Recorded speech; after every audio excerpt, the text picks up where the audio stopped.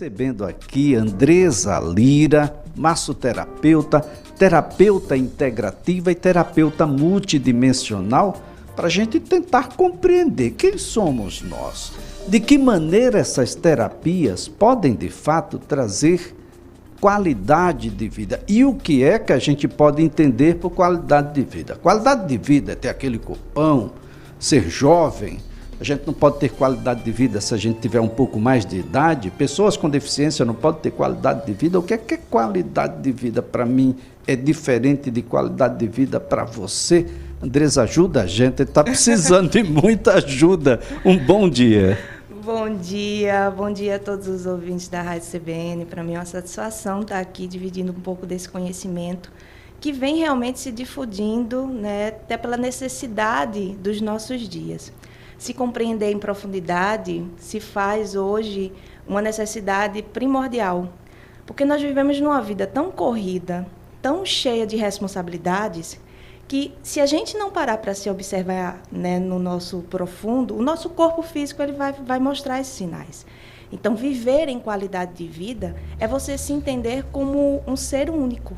E para se entender como um ser único, você tem que se observar diante das suas multi-realidades, né, das suas realidades mais sutis.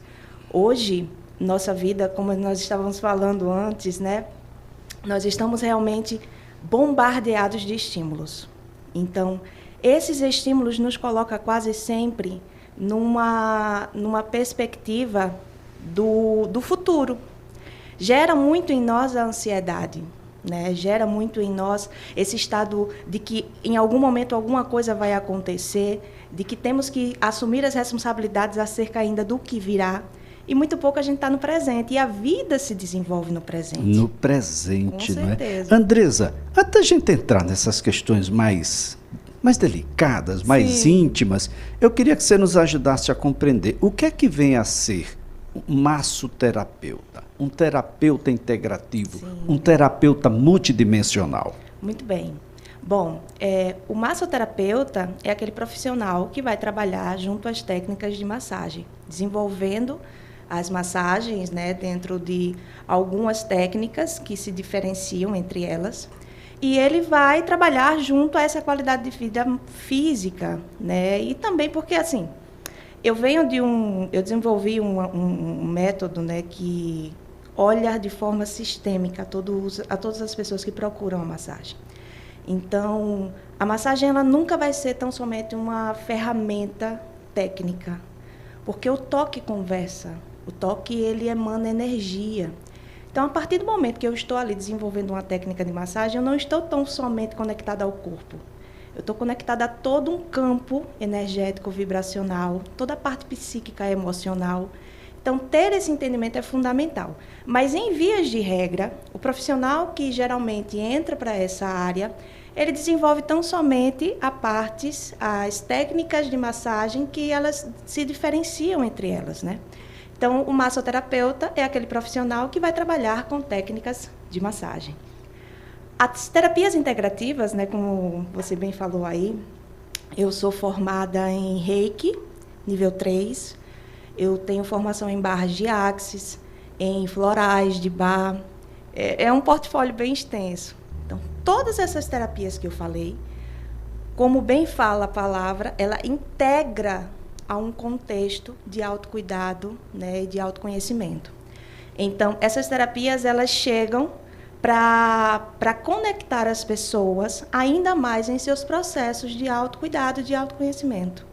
O Reiki, por exemplo, é uma técnica integrativa milenar, que nasce lá no Japão, com o mestre Mikao Usui, que, em um momento de meditação, percebeu que no universo, né, nessa força cósmica que sustenta a vida no planeta, existe uma frequência de cura, onde, quando canalizada, você pode emanar essa frequência de cura para as pessoas, para todo ser vivo, diga-se de passagem, e aí essa frequência ela reintegra a pessoa no seu equilíbrio, tanto físico quanto energético. Olha só, gente. Bom, você falava que a gente vive nessa correria. Mas por que tanta pressa? Já que a gente vai ter uma longevidade muito maior do que a dos nossos pais. Por que correr tanto e para onde nós estamos correndo? Eu acredito que esse questionamento vem acerca do sentido da vida, né? Porque quando a tua vida está dentro de um propósito, você entende o porquê e para que você está existindo. E o porquê para que você acorda todos os dias para viver o seu dia.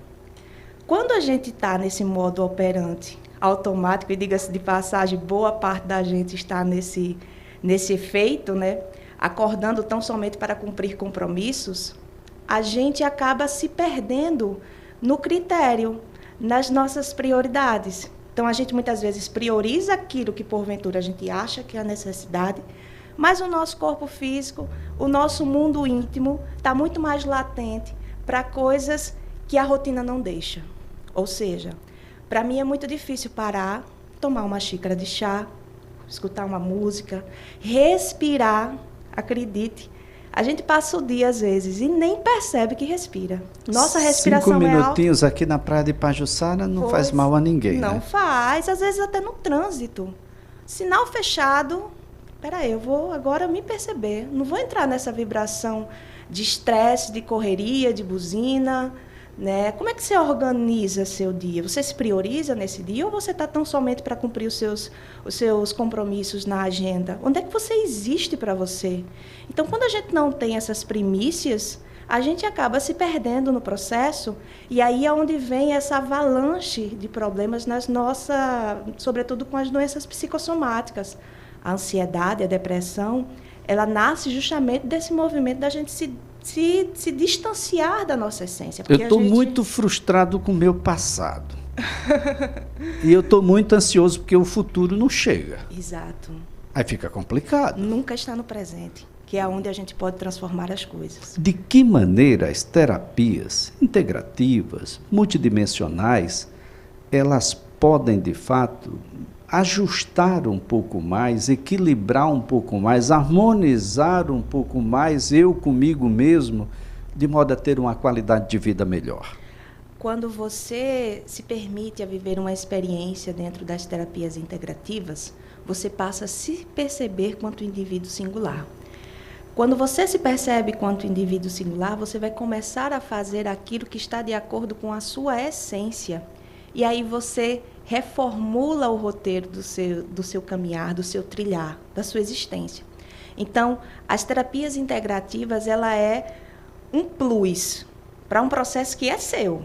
Autoconhecimento, não existe roteiro único para todo mundo, porque o que é bom para mim pode não ser bom para você. Cada um vai descobrindo dentro do seu mundo íntimo aquilo que de fato é relevante, né?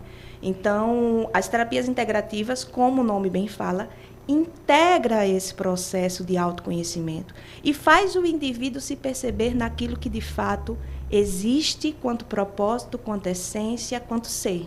Porque nós somos bem mais que um corpo físico, né? A ciência já vem abraçando isso, a física quântica já vem também discutindo acerca disso. Então, entender a nossa existência a partir de uma consciência maior, e quando eu falo consciência maior, é sobre nós mesmos. Nós somos seres que estamos muito mais vivendo nos padrões mentais do que na essência da nossa consciência. Então, por isso que a gente gera todo esse processo ansioso, gerando tantas e tantas somáticas. Agora, Andresa, eu não sou aquele não que está lá no Avatar? ou na minha rede social? Né? Não, estou tão feliz, estou tão bem lá. A gente às vezes acredita que a vida é o que está na timeline, né? E não, a gente muitas vezes ali é uma forma até de projetar essa vida. Porque quem não quer ser feliz, né? Aquilo é um desejo? Eu vejo que aquele é um movimento. As redes sociais, elas mostram aquilo que a gente realmente deseja. Só que muitas vezes o nosso desejo está arraigado pela nossa ingenuidade, né? Pela nossa pequenez. Então, entender a vida tão somente por um aspecto pleno, de felicidade, né? Nunca mais eu vou passar por problemas, isso é muito simplório. Vida é desafio, vida é transformação. Já diz que na matéria nada se perde, tudo se transforma. Nós vivemos em um mundo material, só que nós não pertencemos tão somente a esse mundo material. Nós vivemos na pluralidade do nosso ser. Então, o nosso mundo, ele é matéria, mas ele também é sutileza. Então, quando a gente se percebe nessa profundidade sutil, a gente traz muito mais conhecimento, a gente traz muito mais entendimento acerca desse processo de metamorfose, de transformação contínua que a gente está vivendo aqui, nesse contexto mais material. Bom, nesse contexto, como é que a gente poderia definir felicidade? Fica difícil definir, porque felicidade é algo que vai conversar com a gente diante aquilo que a gente entende por felicidade, né? Cada pessoa tem o seu crivo, cada pessoa tem a sua forma de enxergar e de se sentir feliz. Eu acredito que hoje, de uma forma, se a gente for colocar, né, dentro desse contexto mais coletivo, acredito que felicidade não está mais no ter, e sim no ser. No ser. Com certeza, porque a gente já está provado por A mais B que você pode ter grandes recursos, você pode viver uma vida financeira muito bem tranquila, mas isso não é garantia de realização. Isso não confere necessariamente felicidade. Não. Acho que hoje a gente, e pelo contrário, a gente percebe, pelo menos nos meus atendimentos, né, no ambiente onde eu trabalho, eu desenvolvo um trabalho muito legal junto ao Spa Holístico Sala Prana, e lá no nosso spa a gente recebe pessoas de vários lugares, tanto aqui do nosso país, quanto em alguns países latinos também, sobretudo, porque a gente fica dentro de um hotel. Os jovens estão frequentando, as meninas estão frequentando, os homens estão frequentando? Vou ser bem sincera com você. As mulheres ganham lá na frente acerca da consciência do seu autocuidado. As mulheres se preocupam muito mais com essa parte de cuidados, né? Os homens ainda têm uma certa resistência. E isso vem muito também acerca da educação, né? A é difícil para um homem machista. Hoje, né, a gente cresce nessa ideia de homem não chora, homem não pode se mostrar frágil e sensível porque fere a sua masculinidade dentro dessa estrutura patriarcal machista. Mas eu percebo que os homens que se permitem a se entender em profundidade se curam, e se curam de forma muito mais profunda. Como nós, mulheres, nós temos a sensibilidade aflorada de uma forma muito natural, até porque faz parte, né, dessa nossa psicosfera, ser mais sensível. Quando os homens acessam isso, eles descobrem uma ferramenta muito poderosa de se libertar de tantas cobranças. Hoje, infelizmente, a estatística mostra que o grande índice de suicídio está entre os homens, porque os homens eles têm muita dificuldade de expressar o que sentem. Não existe esse movimento de observação, né? O homem ele guarda muito, ele não tem possibilidades, muitas vezes, em casa de falar de forma clara e objetiva e de ser acolhido, muitas vezes. Andresa, o padrão social tem contribuído para isso? Porque parece que o padrão que seria mais legal é o padrão de ser diferente. Nós somos mais de 7 bilhões de pessoas no mundo, não tem uma única digital repetida. O DNA é único, né? E é exatamente aí que a gente se torna igual, por ser diferente. Mas é tão difícil exercitar essa diferença. Imaginar hoje, você não cria um pet, não joga beach tênis, não veste aquela blusa por fora ou não calça o tênis X, não viaja tribo, para, né, o roteiro turístico Y, bom, você não está na tribo. Aí é difícil ser diferente. É por isso que a pessoa que conseguiu se perceber na sua singularidade, ela se liberta. Ela sai dessa pressão, ela sai desse contexto que diz, se você não for assim, você não é aceito. E as pessoas que vivem na aparência, elas estão fadadas a um fracasso, porque nada se sustenta, né, diante a uma aparência. Porque a verdade, ela sempre tende a vir. A sua verdade, ela vai aparecer, ela vai conversar com você. Se é que ela já não conversa, aí você, né, dá de ombros, deixa para depois, não quer falar sobre. É muito importante a gente se autoconhecer, porque somente através do autoconhecimento a gente vai perceber o porquê e o para quê que a gente veio aqui. Pois não. E a gente não veio tão somente aqui para construir, para ter coisas.